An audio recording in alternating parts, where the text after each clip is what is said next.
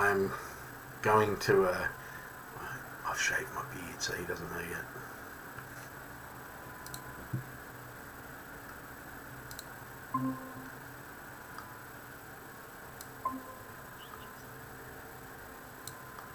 Hey, bro.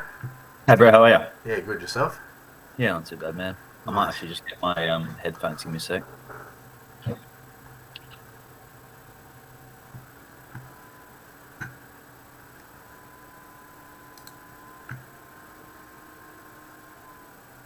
See how long he takes.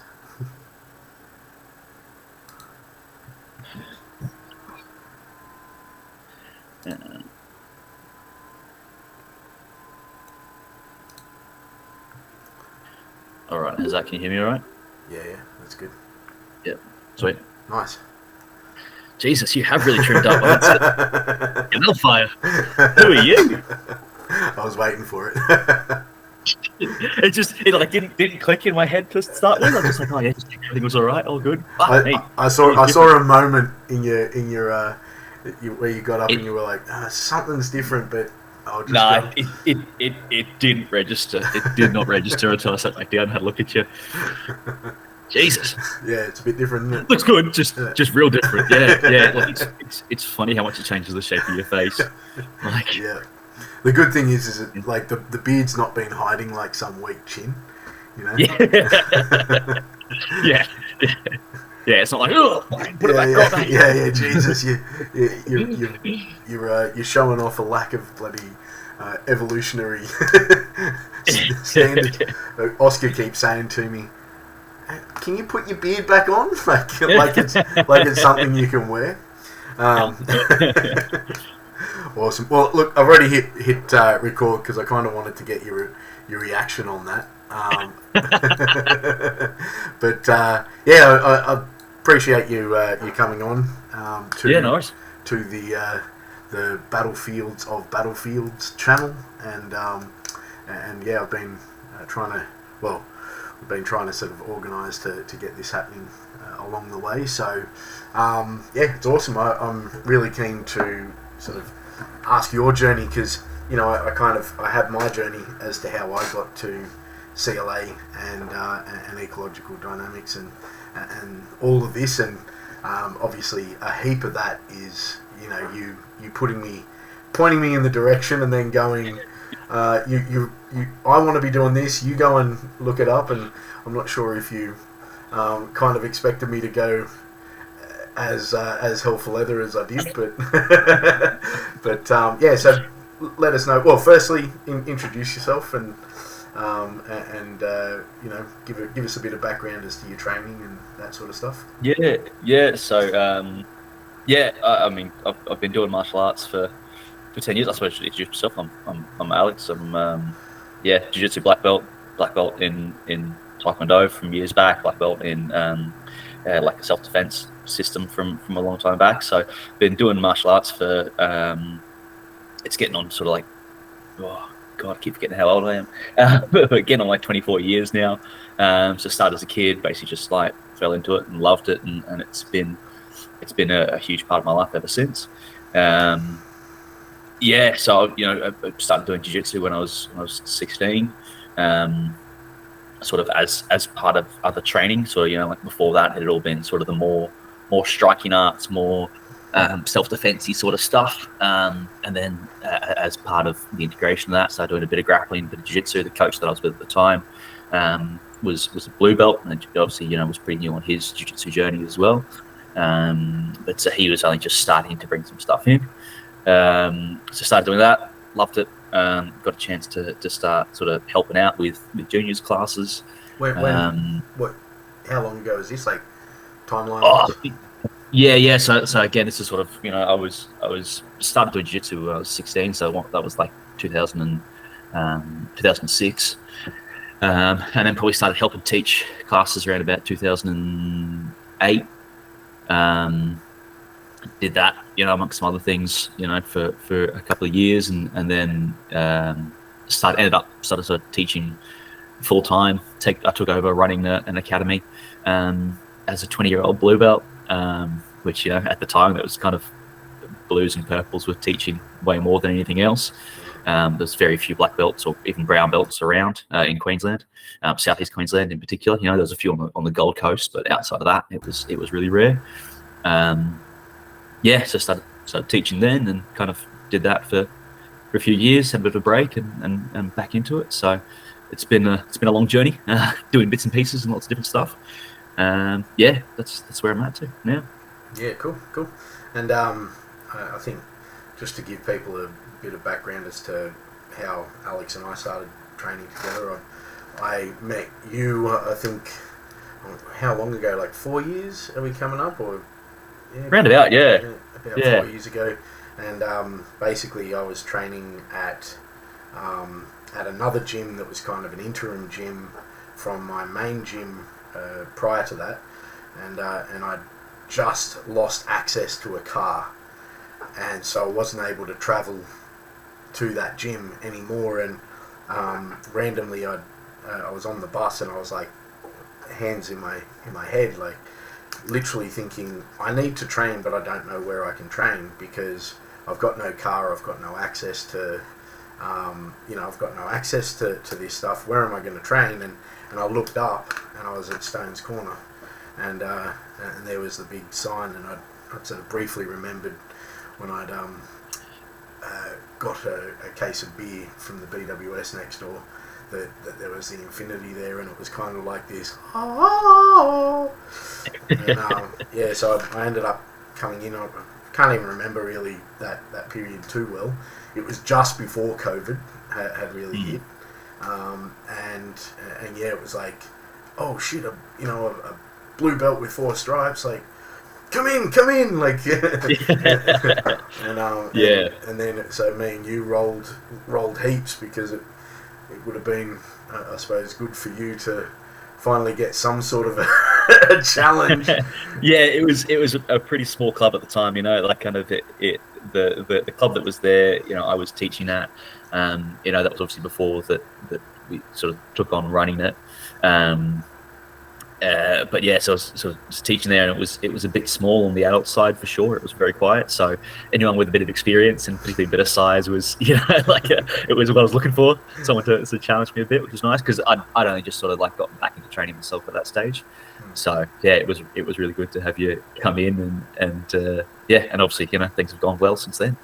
Yeah. So, and you said you'd taken a bit of time off. Obviously, there was some. I know the reasons why, and we don't have to discuss those reasons. But you took a bit of time off. How did you find that sort of coming back in, and like in that time, how much training have you done? Like, or had you done, and were you doing? Well, I'd gone from the ages of sort of like 20 to 24, so like 2010, 2014. I'd been training full time, like a couple of times a day, 6 days a week, 5 or 6 days a week, kind of at least 2 sessions a day, as well as teaching kids classes all through there. So it was obviously intense for sort of 4 straight years, and then obviously had some things going on, and my life was at a point where it was already starting to sort of think like, I need a bit of a break, I need a bit of a change. And then my dad passed away, and that obviously was a bit of a catalyst for sort of stepping back and trying to reassess lots of things in my life at the time. Being a youngish guy. So I went from it being everything, from being my job, my sport, my social life, everything.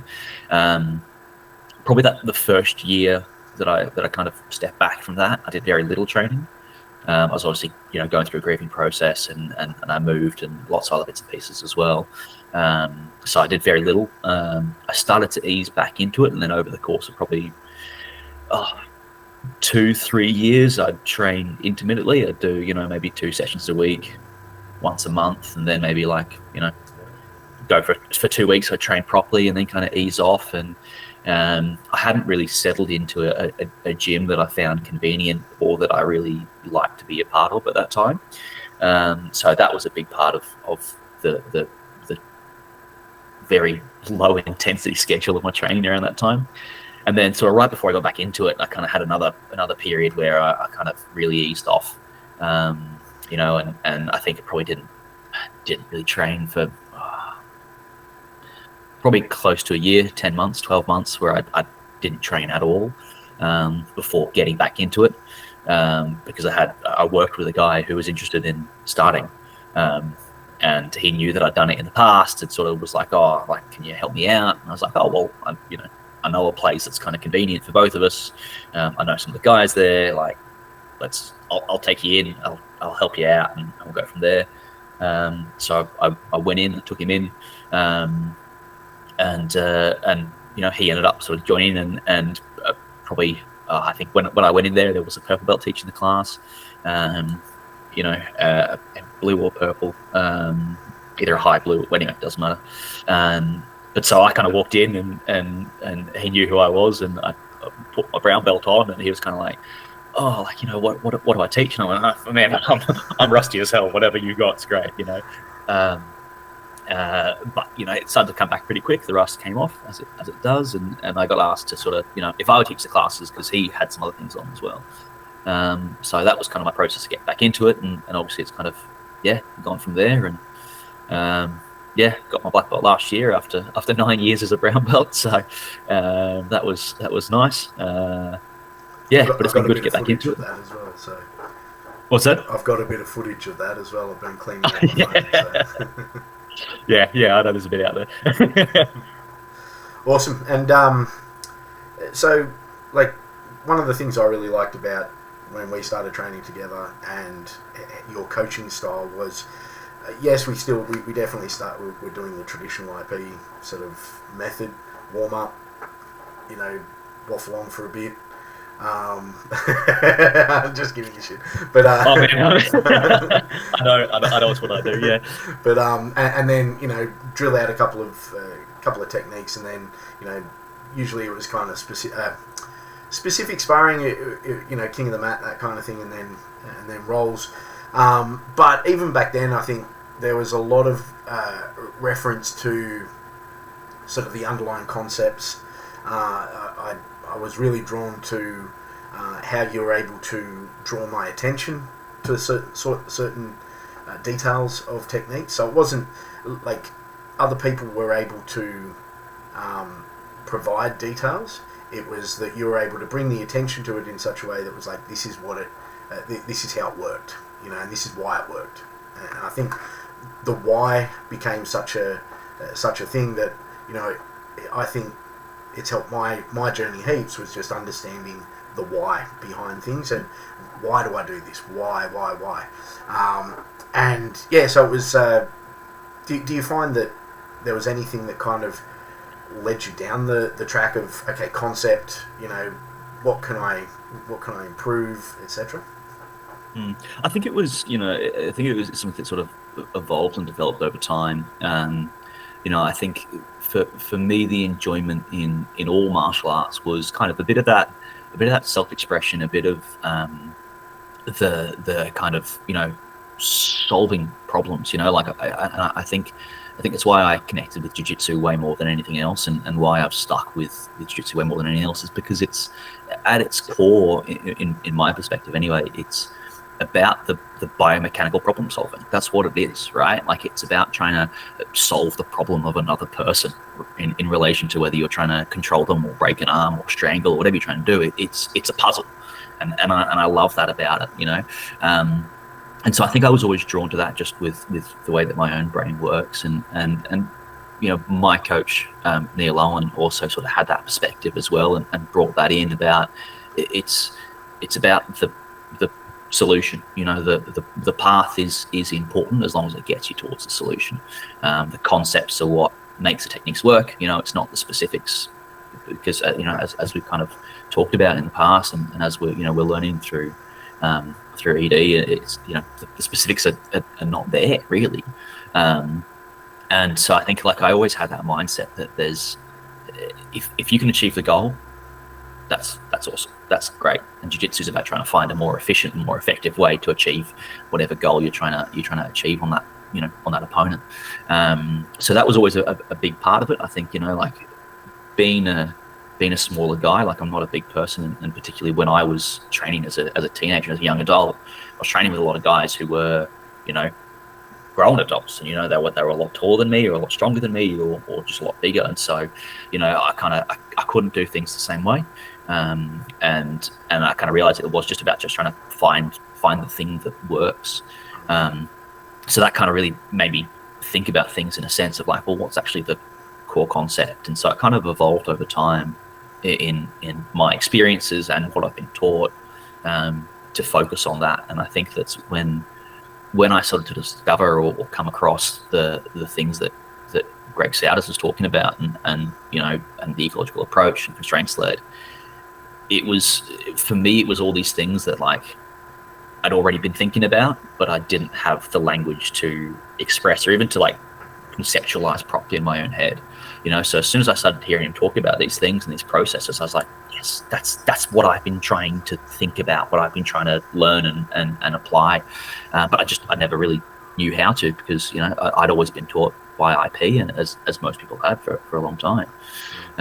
Yeah, I think one of the things, sort of tracking back to, you were talking about your experience with the bigger guys, and you know, you're having to work it out for yourself. And one thing that I think also, you know, got me thinking that, well, enjoying your classes a lot, was that you would do a technique, and you go, and then it would be like, instead of going, well, you got to do it this way. It's like, well, maybe maybe you could try it this way, or maybe try this. It was about testing it rather than, oh, you're not doing it right, so therefore, like, it's a you problem, not a technique problem. Whereas it was like, oh yeah, and well, maybe that one won't work for you, you know. But again, I think from my perspective, it's about solving the problem, right? And so, like, if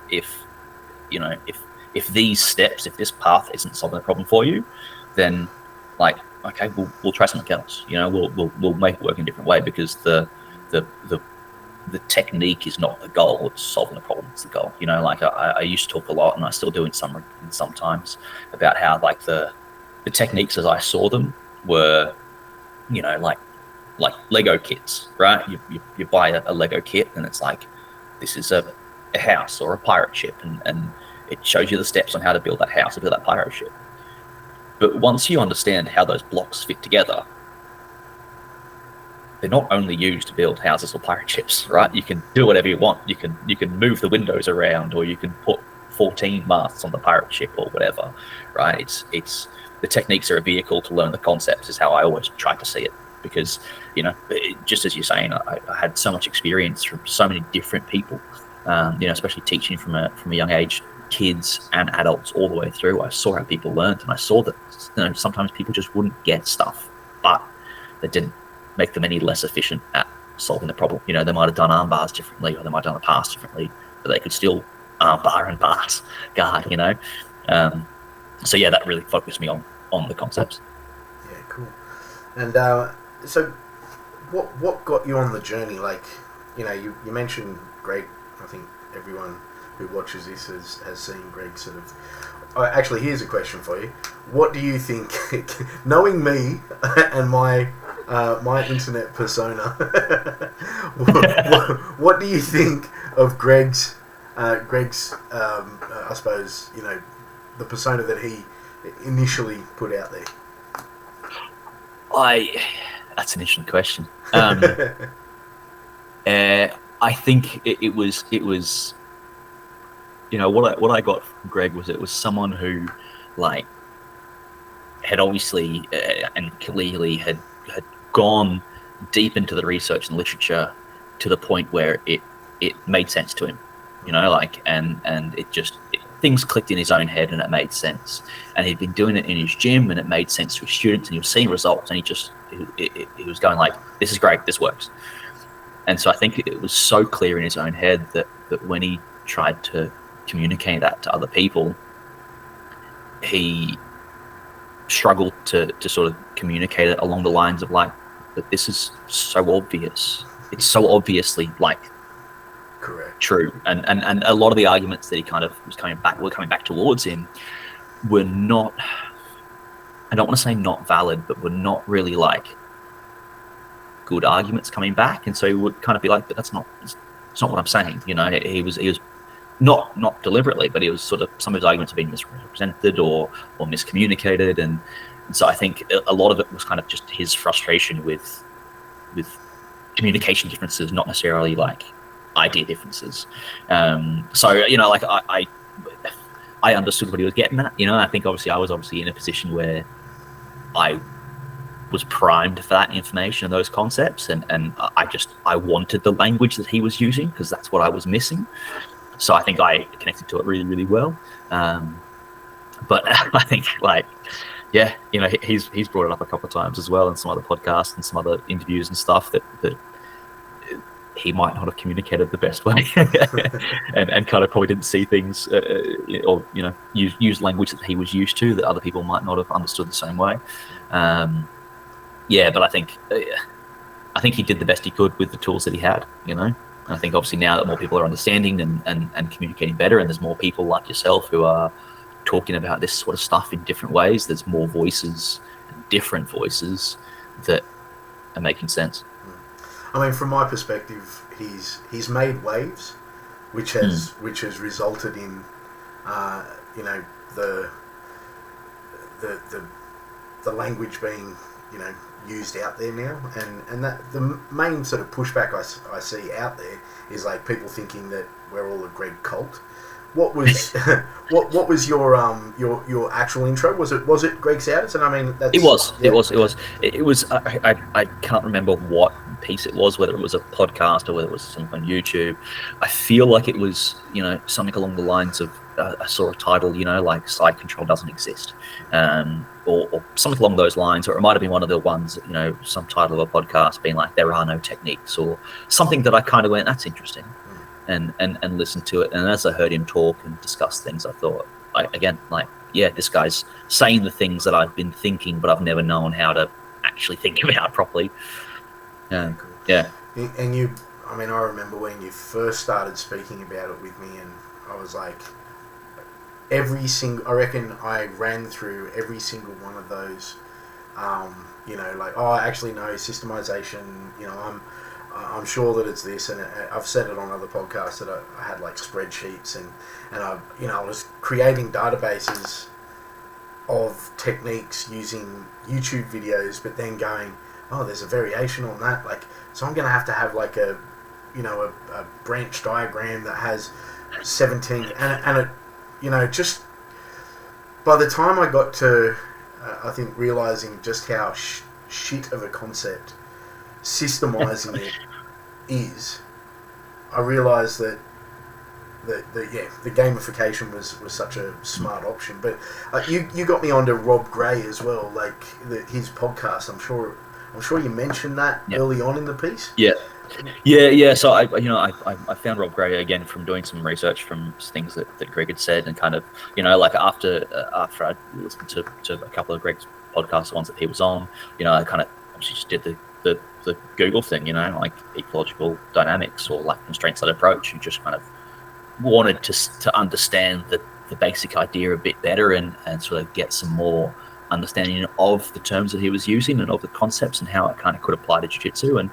And Rob Gray's name is one of the ones that came up, so I got his podcast and listened to some of that, and yeah, so pass it on to you as well. I think just on that point you kind of talking about gamification, I think that was also one of the big drivers for me in this, is that, you know, like a lot of my time, my energy is put into teaching the kids. You know, I enjoy seeing the kids develop their skills, and what I'd seen over the last couple of years in particular was how much the games had like positional games and concept games had helped kids' development. You know, I think particularly for when you've got a young kid who comes in who's doesn't really understand the concept of grappling, what you're trying to do, you know, like that, you know, most kids are pretty friendly and comfortable, like even just wrestling with each other is all play anyway.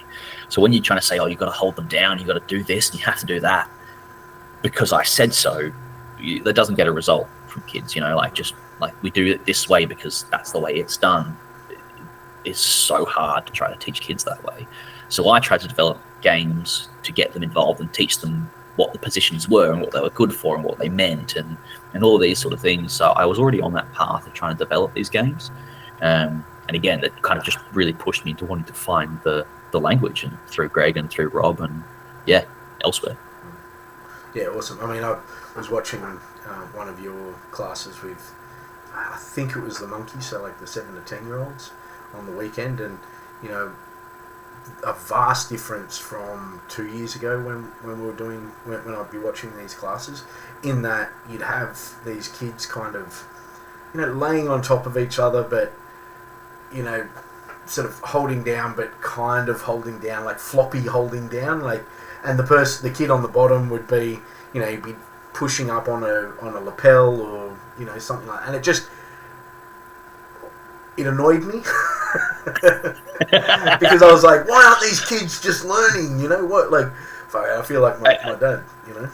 Yeah, I mean, like 100%, man, and I had the same feelings. I had the same feelings of just like, trying to teach them techniques, and like this is important. This is how you escape side control, and then you teach them and they wouldn't practice it because either they're not interested or they're not having fun, or their uke is just like you say, just like flopping, and so they're doing dead drilling, but in the worst possible way, because the uke is just like a rag doll, so that's like, it's not even a functioning human that they're practicing on, like it may as well just be a rag. And it got really frustrating. It was like, well, like, what do I do? And then when they came to sparring or positional sparring, they wouldn't be able to escape side control. They wouldn't be able to pass. And you're like, this is why you need to listen. But, that's not how you connect to kids. It's not how you connect to adults, really. Like there's this authoritarian, like, do what I say because I've got a black belt or because I'm a coach or whatever. Like, it's not helpful, and I remember my dad always saying that, like, if you want a better wife, be a better husband. If you want better kids, be a better father. If you want better students, be a better coach.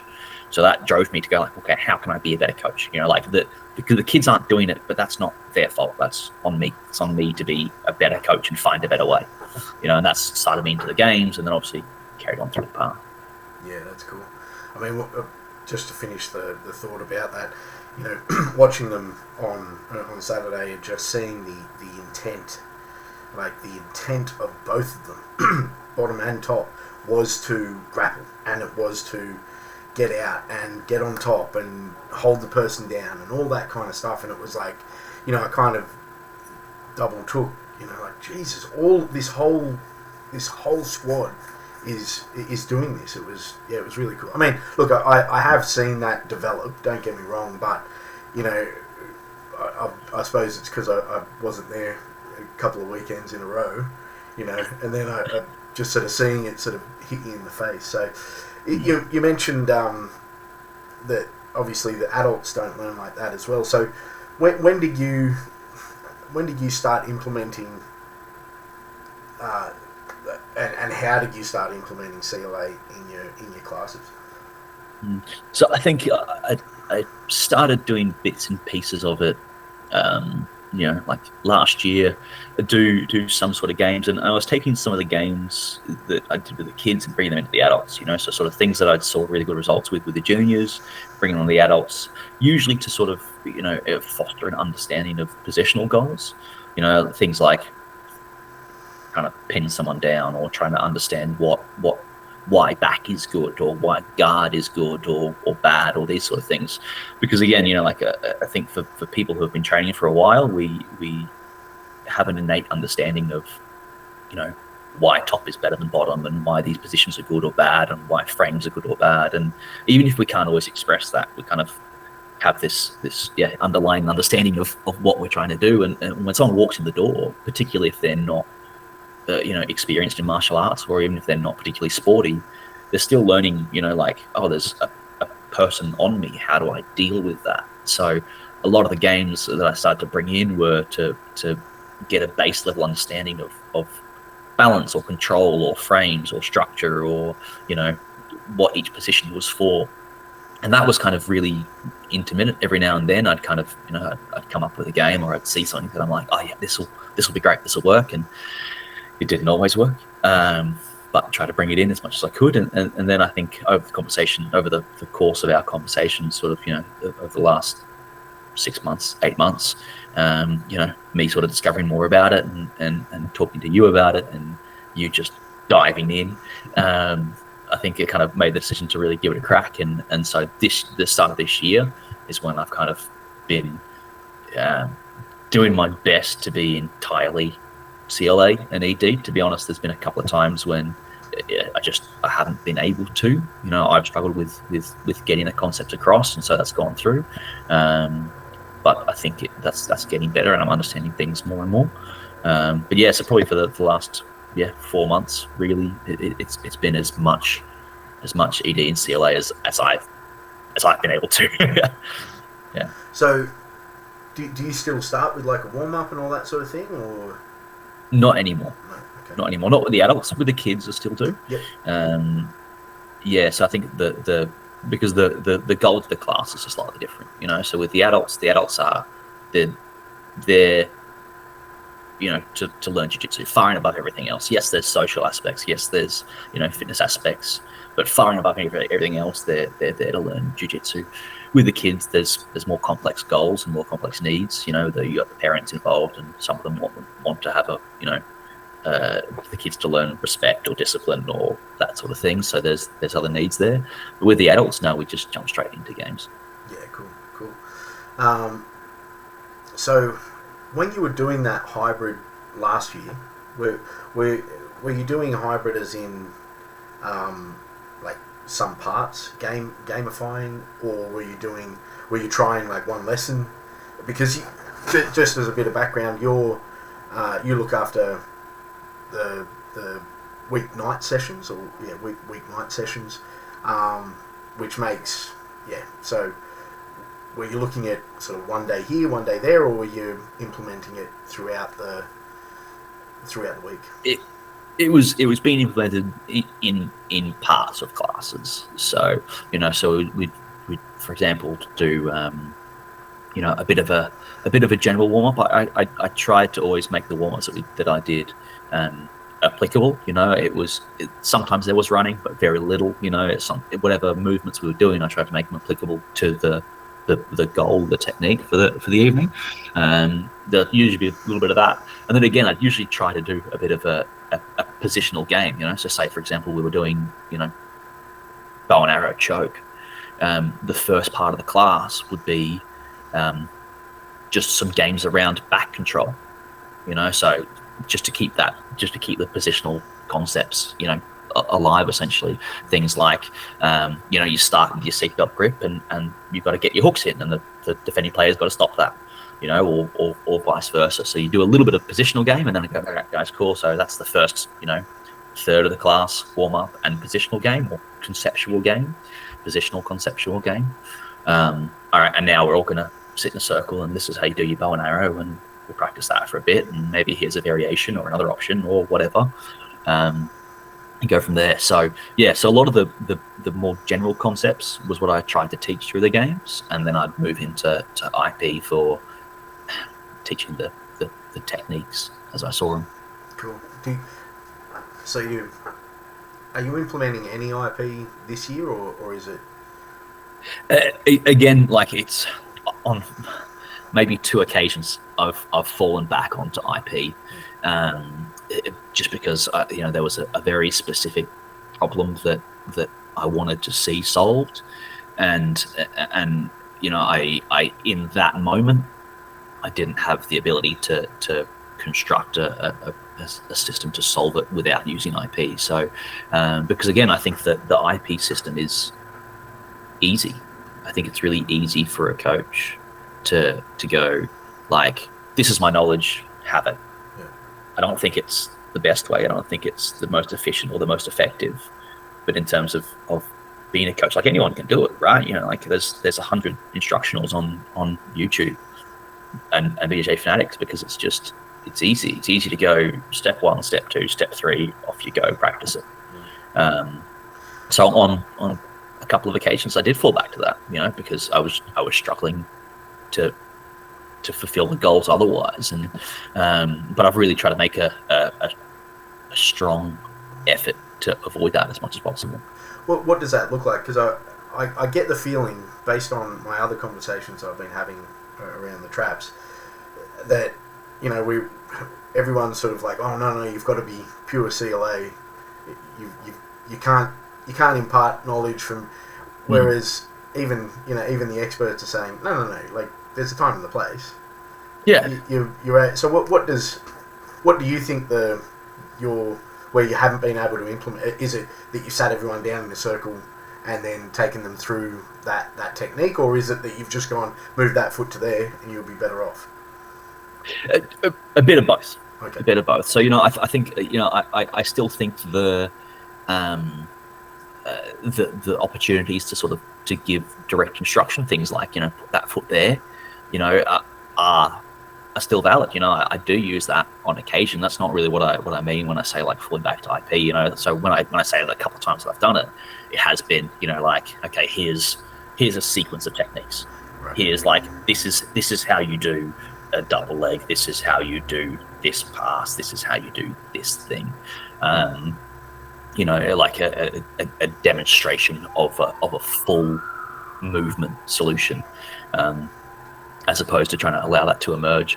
And the occasions that I have done that has usually been because it's been someone who's new, and in that moment, I've felt correctly or incorrectly that it has been more efficient for me to demonstrate that movement, you know, and not with the intent that they're going to replicate it perfectly, but just to say like, this is an example of what we're trying to do. I want you to try to do this sort of thing, and then we can grow from there. You know, if you don't understand what a tackle is or mechanically how that looks, okay, here's a starting framework. That's kind of the points I've gone in. I still do, you know, on occasion give some more direct instruction in terms of specific details. You know, things like a specific grip that in my mindset, you know, in my mind it's more efficient to do that. Like, yes, that could emerge, but things like turning the collar inside out to then get a better grip on it, it's very simple. It's easy for people to remember. I don't think that's something that needs to emerge naturally, because again, there's not a whole lot of variance of it, you know. So I think the closer you get towards something being invariant, the more you can give some information about it. I think in your defence on that, you tend to not that you need my defence, but when you give those kind of details, you tend to give the why. Yes. Oh, yes. Yeah. And so it'll be like, if you do this, not only does it help you grip better with etc., but when we are doing X, Y, Z, it means that your thumb's not going to get ripped off. Yeah. Something like that. 100%. Yeah. Thanks for mentioning that, because it's something that I always try to do. I always try to give the why. You know, even when we're playing the games, you know, I try to give the why on why this is a good thing to learn, why this is beneficial. You know, like with the kids, I talk about, like, you know, you don't want to get squished, so you've got to escape from side control because, you know, you don't want to get squished, right? You know, and so with all the details, with all the games, it comes back to that focus of why. Yeah, cool. And so this year's being fully CLA. Have you the kind of the ultimate question? Have you seen people improving, and you know, what's your experience with that? Yes, I've seen people improving. I'm not sure yet if I've seen people improving significantly faster, but that's only because I just don't think I've got enough data yet. Because I had like a slow integration last year, there's not been, you know, like a clean start, like this is all IP, this is all CLA, you know, 100% clean split, so that, you know, you can go like, okay, cool, well in these 4 months they've definitely improved on these things and what they did on those 4 months, you know. I think the involvement in the classes has been really good. I think from people's enjoyment and their own personal perspective, it's been a positive change. I think from my own enjoyment of teaching, it's been a positive change as well. I'm definitely not seeing, you know, anyone lacking skills. You know, I think that's like at the absolute worst, absolute worst, CLA has been as good as IP. I think over time it'll keep demonstrating and being better. But personally, I need more data on that before I can be definite about it. My feeling is that it is. I am seeing people sort of improve and grow, and even over the course of a class. I mean, for like over the course of a class, playing the same game several rounds or change that, I'm seeing people think more and develop more and train those skills. But it's also, not just about me as a coach learning the change, it's also about the students learning to change how they train as well. So I'm looking forward to seeing what the rest of the year looks like. So there was an example I'm going to give, and I want to see if you've seen any examples. So we've got one of the blue belts, Brad, and Brad was explicit when he told us I haven't really touched leg locks at all. It's not my game. I don't play it. As soon as someone grabs hold of me, I'm tapping because I'm worried about my knees. Brad's a little bit older gentleman, got the knee braces on, so I can understand the concern. Anyway, we did the leg lock fortnight a few weeks back, and a couple of weeks after that, so it wasn't when it was fresh, but a couple of weeks after that, I got him in a leg entanglement and calmly, collected, just pushed the things that needed to be pushed, exited the knee from that thigh line, got into a position where he wasn't in danger anymore, and then exited the leg entanglement. And inside I was like, yes! It was fucking awesome, because it was something that, I knew he didn't play with. I probably had him for maybe 3 sessions over that time period. Over the leg lock time period. 2 weeks later, where you would expect something not to be there anymore, and he was doing it with clearly no, I need to do X, Y, Z. It was just part of his DNA at that stage. Have you seen anything like that? Yeah, definitely. I think there has been some stuff with the leg locks that I've seen across some of the other students and some of the white belts that haven't really done much. Even some of the blue belts haven't really done a lot, starting to engage more. I think probably one of the bigger ones that I've seen is in the wrestling. I think with our guys doing wrestling, I'm seeing everyone being way more comfortable in the Greco, in the stand-up clinch fights and hand fights and grip fights, and not being afraid to sort of start to make contact and seeking chest to chest and seeking chest to back.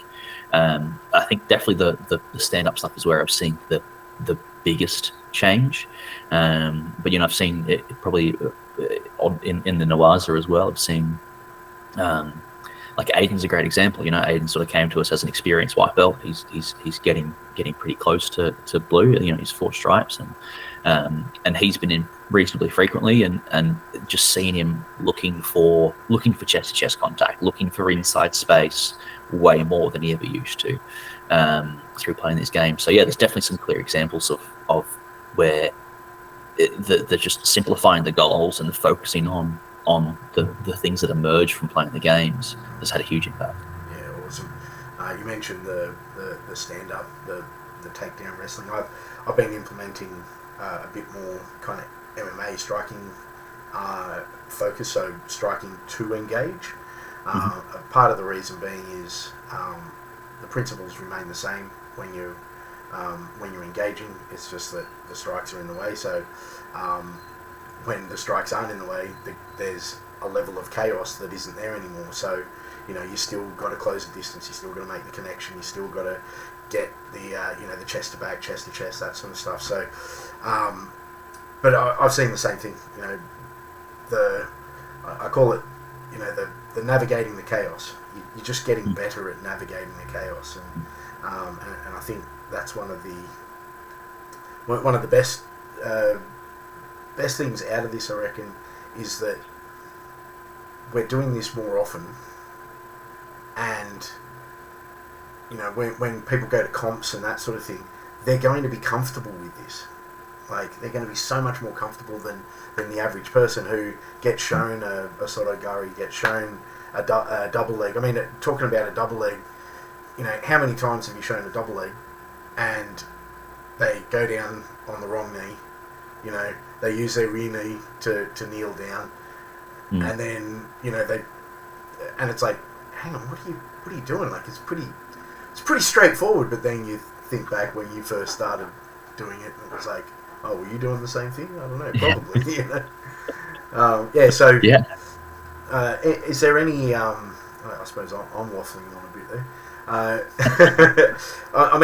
I feel like I've been kind of lucky in that I've got the small enclave in the morning, and so therefore I was able to basically shift straight into it. Moving forward, obviously there's a few things that with the way the business as a whole is going. Are you? What's your thoughts on the future for your coaching with that? I mean, look, I'm all in basically with ED and the CLA. I think, like I said, it's at the absolute bare minimum on terms of on the metric of developing students. At absolute bare minimum, it's as good, right? So, if not better, most of my personal experience is that it is working better. But I don't make decisions quickly, as you know. But in terms of like enjoyment and engagement, and for students and for me as a coach, I think it's way better. So like I'm all on for that, and that's definitely the way that I'm going to keep going for sure. Cool. And with the structure of how you structure your classes, your CLA league classes. So, I've spoken about how I do mine, but when Aaron looks after his workshops, I let him run his. I let Tom run his workshops with his IP. So how do you structure yours? I've spoken about mine being, the 20-20-40, 20-20-60. The other 20 is just shit talking, right? Your classes. Yeah, that's it. The other 20 I leave for free rolling, but yeah. So I mean, I'm trying more and more to do sort of towards a 20-20-60. It's a slow process. Again, like I change a little bit, I tweak a little bit, I kind of move it very slowly. Excuse me. It is definitely that way a lot more. It sometimes it ends up being like maybe a 20-80 or a 30-70. I mean, for example, last night I planned to do 3 different games, but I was seeing really good results out of the main focus game, so pushed that a little bit further, and ran out of time to do anything in regards to sort of pinning, because I wanted to get the sparring going and the other bits and pieces, and not be home at 10 o'clock at night. So I kind of, as much as I try, I do put a bit of variety in. My focus still very much is on the focus of the class. And try to build things around that. I think a lot of my games at the moment are still a bigger picture and more conceptual positionally, so I don't currently do a lot of games that are on the finishing an arm lock, but I'll do more games on controlling mount position, variations of it, and allowing some of those more detailed things to emerge over time. I think last night was probably one of the first classes that I've done that really had a bit of like a submission focus to it, and it went really well. I think it did. It was great, and I've seen really good results from it. And having a bit of feedback throughout that class, sort of a debrief after each round, just really quickly with the class, I think was really great. So that kind of pushed the time out a little bit as well. So I'm trying to integrate things as much as I can without losing the focus of the class, because I don't want it to be too much of a mess. I still think there needs to be a connection throughout the week, throughout the module. Yeah, cool. So I'll kind of go a little bit veered left here, or right, whichever way you want to go. This is a non-denominational channel. That's a funny joke. I think. Anyway, Sure, mate. Yeah. if you know our different viewpoints, then you would laugh. I think maybe. Anyway, the reason why I'm saying a bit of left field is so I've spoken to you about the zone, and I've I've got a bit of a thing for looking for it, getting in it, that kind of thing. What's been your experience with the zone? Oh, 100%. You know, like I'm all on it. I mean, I'm to be honest, it's something that I've for a really long time, like as long as I can remember, it's something that I've always experienced doing jiu-jitsu. I think it's one of the things that I've loved about it is that it is like active meditation for me. You know, I find I get into the zone while sparring, you know, really easy. And I found that, you know, like I'd get bored doing the technique over and over and over again, you know, and I was often one of the first people in the class to like start fucking about, you know, like, and I'd be supposed to be doing a guard pass and I'd do the guard pass and then jump on an armbar or a guillotine or something like that, you know, like I was always the first one to start breaking from the static drilling that we were doing, you know, like just the set stuff. I was always the one who's like, oh, what if I do this and what if I do it this way and blah, blah, blah. And so when it got to the sparring, I love that. I love the freedom of it. I love just going into it. But it was always a pretty a mindless thing in a positive sense, you know, like it wasn't brain dead. It was just kind of like, in the zone. And that's what I always loved about it. So, like, I think it's great. It's something that, again, I've always found pretty easy. I think it's the thing that's made sense for me. So trying to find a way that I can get that into other people has been really good, because I know how passionate you've been about it and how important it's been to you. And I've seen that, and I was like, well, cool, actually, this is what I want for other people as well. So I think trying to get in that zone is excellent. Trying to be able to let your body do the work is what it's all about. Yeah, awesome. It's cool you say active meditation. I used to refer to it as moving meditation. So, yeah, same idea. Yeah. Cool. So, having got your thoughts on that, and I've asked a couple of, I think it's something out of my. Are there any areas now? Obviously, you got me onto this, so it's kind of like asking. You've got me onto CLA. It's like I got really into CLA in the zone. Is there anything else, bro? So, you know, a couple of other ones that I've got recently has been like cultural development, how to develop your the gym culture. I thought that was really cool. I mean, I think we've got a really good gym culture amongst, you know, the parents, kids, and the adults. I think they're all really, you know, kind of. I think it's good, but are there any other areas of research that you've looked into, sports science, anything like that? Nothing super deep, to be honest. You know, I think like I've been guided a lot, you know, in terms of coaching, in terms of training, in terms of running an academy. I've been guided in like, you know, what's something that I want to be a part of at any level. You know, what's the kind of place that I want to turn up to, whether I'm a student, whether I'm a parent, whether I'm a coach, whether I'm an owner, what's something that I want to be active in. And that's always been a driving factor for me in trying to develop it. Also, you know, like I'm trained in a lot of places, a lot of people. You there? You know, just all good. 5 seconds before. So just before I've trained in a lot of places. What? Can you hear me? Yeah. So it froze. I cut out, did I? Yeah. Oh, just right. for like 5 seconds. Sorry. Yeah. So like I don't know what I was saying now. Thrown off. So like a lot of places. Yeah, I've tried a lot of places. I've trained a lot of places. I've seen, you know, a lot of students, adults, teachers, you know, parents, kids, all sorts.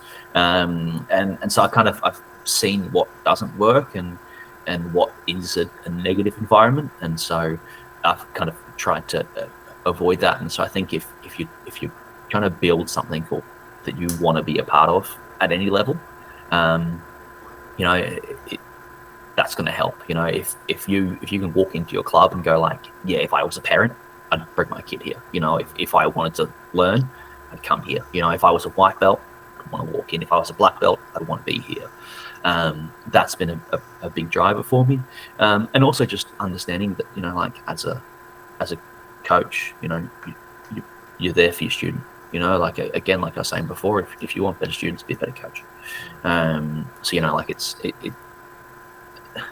not a place where we can go, well, this is what it is, either take it or leave it. I mean, there's obviously got to be boundaries there, but it's also got to be, you know, for the students. It's for their development. Keep the big picture in mind. You know, it's not, the big picture is not getting white belts to win gold medals at regional comps. You know, it's building something that people can take with them for the rest of their life and can improve their life with. It's never been about making people good at jiu-jitsu. It's been about making people good with jiu-jitsu. I like it. Be good to have a few gold medals, though, wouldn't it? I mean, they come naturally, mate. You know, so. Awesome. Yeah, cool. So, what would be something that you've actively pushed then, but being that that's your underlying cultural drive? What would be something that you actively push with the community in order to sort of execute that? I think probably just connection through at all levels. You know, making sure that everyone's kind of aware that, you know, like I'm a human being. You know, that you're a human being. That, you know, we're approachable, but friendly. You know, just kind of, we're just people. You know, like and at all levels. You know, welcoming kids, welcoming parents. Trying to remember names. You know, I think is a big one. It's not one that I'm great at, but give it a good crack. Just simple stuff like making people want to be there, saying hi, how are you? If someone's been away for a while, you don't lambast them, you don't give them shit. Just say, hey man, awesome to see you back. You know, how's things? Everything okay? Yeah, cool, man. Like, it's good to have you on the mats. You know, I think just people have got lives going on, so always having a space that they can come to is a really important thing. Yeah, I remember when we first started really trying to implement that, because there was that sort of carryover culture that tends to happen where someone walks in, hey, I haven't seen you, geez, you know, like, you've been away, like, someone comes back after 6 months, you're like, oh, first night here, yeah, that kind of negative connotation. I remember when we first started trying to sort of reverse that. That was cool. Yeah. Well, bro, is there anything that you wanted to cover? I know we've got class in about 45 minutes. No, I mean, not really. I think, you know, like, it's obviously, thank you for having me on. I know we've had lots of chats in private about all of this, and so it's nice to get it sort of something recorded in posterity. Yeah. We've had a lot of chats. Yeah. You know, and I think, you know, like, it's been really great because when I started looking into it, I was like, oh, isn't this a cool way to think about things? You know, and I said that to you, and obviously did a bit of research, and your you know, your mind just kind of went like, you know, what are you talking about? I need to learn everything, you know, and dove straight in. So it's been really good that kind of like I might have kickstarted your journey into it, but, you know, you've gone a lot further in your depth and research, and are now pulling me along with you, which is fantastic. Because I think it's been a great decision for both of us. Yeah, definitely. I mean, you started the journey, I think, a good 2 to 3 months prior, and you were, I'd say, you were kind of dabbling with it at that stage. And as I've said in, you know, on this channel before, it was like you'd sort of sent a bit to me, and I was like, I'm still on the systemization bandwagon. I've